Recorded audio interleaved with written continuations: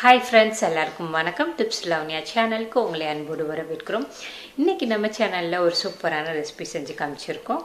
அடிக்கிற வெயிலுக்கு நம்ம நிறைய ஃப்ரூட்ஸ், நிறைய நீர் காய்கறிகள்லாம் சாப்பிட்டுட்டு வரும்போது நம்மளோட உடம்புக்கு ரொம்ப நல்லது. அந்த வகையில் ஒரு நீர் காய்கறியில் ஒரு பொரியல் செஞ்சு காமிச்சிருக்கோம். சொரக்காய் பொரியல் சிம்பிளாக டேஸ்ட்டாக செஞ்சு காமிச்சிருக்கோம். வாங்க எப்படி பண்ணுறதுன்னு வீடியோக்குள்ளே போய் பார்க்கலாம்.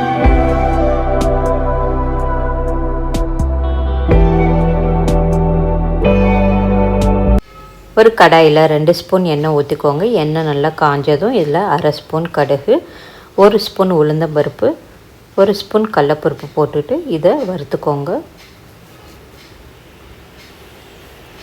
இதை வறுத்ததுக்கப்புறமா இதில் கொஞ்சமாக கருவேப்பிலை, ஒரு பெரிய வெங்காயத்தை நறுக்கி வச்சுருக்கேன், அதை போட்டுக்கோங்க. போட்டுட்டு இது எல்லாத்தையும் நல்லா வதக்கி விட்டுக்கோங்க.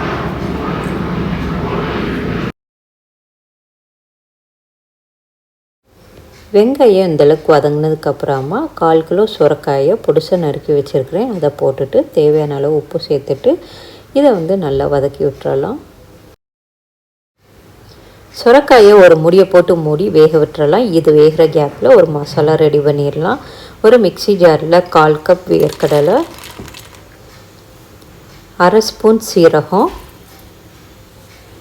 ஒரு வரமிளகா, இது எல்லாத்தையும் நல்லா கொரகொரன்னு இந்த மாதிரி அரைச்சி எடுத்துக்கோங்க. சுரைக்காய் நல்லா வெந்துருச்சு. இதை தண்ணி இல்லாமல் நல்லா கிண்டி விட்டுக்கோங்க.